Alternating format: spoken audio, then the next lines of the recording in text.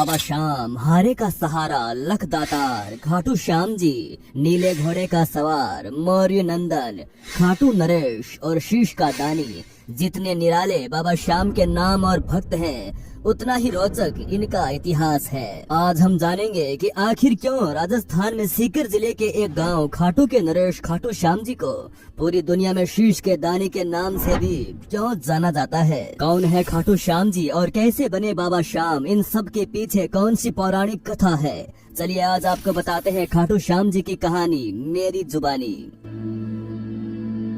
कौरव वंश के राजा दुर्योधन ने निर्दोष पांडवों को सताने और उन्हें मारने के लिए लाक्षागृह का निर्माण किया था, पर सौभाग्यवश वे उसमें से बच निकले और वनवास में रहने लगे। एक समय जब वे वन में सो रहे थे, उस स्थान के पास ही एक हिडम्ब नाम का राक्षस अपनी बहन हिडिम्बी के साथ रहता था। तब उनको मनुष्य यानी पांडवों की गंध आई, तो उन्हें देखकर ये राक्षस अपनी बहन से बोला कि इन मनुष्यों को मारकर मेरे पास ले आओ। अपने भाई का आदेश पाकर वे वहाँ आई, जहाँ पास ही सभी भाई द्रौपदी सहित सो रहे थे और भीम उनकी रक्षा में जाग रहा था। भीम के स्वरूप को देखकर हिडिम्बी उस पर मोहित हो गई और मन ही मन ये सोचने लगी कि मेरे लिए उपयुक्त पति यही हो सकता है। उसने भाई की परवाह किए बिना भीम को पति मान लिया और कुछ देर बाद हिडिम्बी के वापस ना लौटने पर हिडिम्बासुर वहाँ आया और स्त्री के सुंदर भेष में अपनी बहन को भीम से बातें करता देखकर बड़ा क्रोधित हुआ। उसके बाद हिडिम्बी के अनुनय विनय से माता कुंती व युधिष्ठिर के निर्णय से दोनों का गंधर्व विवाह हुआ। उपरोक्त अवधि के अंतर्गत हिडिम्बी गर्भवती हुई और एक महाबलवान पुत्र को जन्म दिया। बाल रहित होने से बालक का नाम घटोत्कच रखा गया। हिडिम्बा ने कहा कि मेरा भीम के साथ रहने का समय समाप्त हो गया है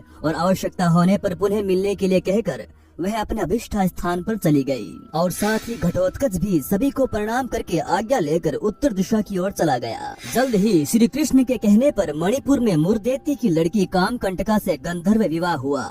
वह कुछ समय बीतने के बाद उन्हें महान पराक्रमी पुत्र को जन्म दिया, जिसके शेर की भांति सुंदर केशों को देखकर उसका नाम बर्बरिक रखा गया। बल की प्राप्ति के लिए उसने देवियों की निरंतर आराधना करके उससे तीनों लोकों में किसी में भी उसके जैसा बल ना हो, ऐसा दुर्लभ अतुलनीय बल का वरदान पाया। देवियों ने बर्बरिक को कुछ समय वही निवास करने के लिए कहा और कहा कि एक विजय नामक ब्राह्मण आएंगे, उनके संग में तुम्हारा और अधिक कल्याण होगा। आज्ञा अनुसार बर्बरिक वहीं रहने लगे। तब मगध देश के विजय नामक ब्राह्मण वहाँ आए और 7 शिवलिंगों की पूजा की, साथ ही विद्या की सफलता के लिए देवियों की पूजा की। ब्राह्मण को स्वप्न में आकर कहा कि सिद्ध माता के सामने आंगन में साधना करो, बर्बरिक तुम्हारी सहायता करेगा।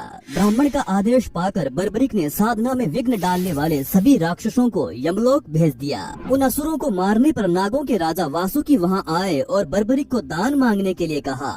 तब बर्बरिक ने विजय की निर्विघ्न तपस्या सफल हो यही वर मांगा। ब्राह्मण की तपस्या सफल होने पर उसने बर्बरिक को युद्ध में विजय होने का वरदान दिया। उसके बाद विजय को देवताओं ने सिद्धश्चर्य प्रदान किया। तब से उनका नाम सिद्धसेन पड़ गया। कुछ काल बीत जाने के बाद कुरुक्षेत्र मैदान में कौरवों और पांडवों के बीच में युद्ध की तैयारियां होने लगी। इस अवसर पर बर्बरिक भी अपने तेज नीले घोड़े पर सवार होकर आ रहे थे। तब रास्ते में ही भगवान श्री कृष्ण ने बर्बरिक की परीक्षा लेने के लिए ब्राह्मण के भेष में उसके पास पहुँचे। भगवान ने बर्बरिक की मन की बात जानने के लिए उससे पूछा कि तुम किसकी ओर से युद्ध लड़ने आए हो। तब बर्बरिक ने कहा कि जो कमजोर पक्ष होगा उसकी ओर से युद्ध मैं लड़ूंगा। भगवान ने बर्बरिक से कहा कि तुम 3 बाणों से सारी सेना को कैसे नष्ट कर सकते हो। तब बर्बरिक ने कहा कि सामने वाले पीपल के पेड़ के सभी पत्ते एक बाण से ही निशाने हो जाएं और दूसरा उसे बेध देगा। श्री कृष्ण ने मुट्ठी हुए पेड़ के नीचे 2 पत्ते छिपा लिए, पर देखते ही देखते एक बाण से क्षण भर में सब पत्ते बींध गए।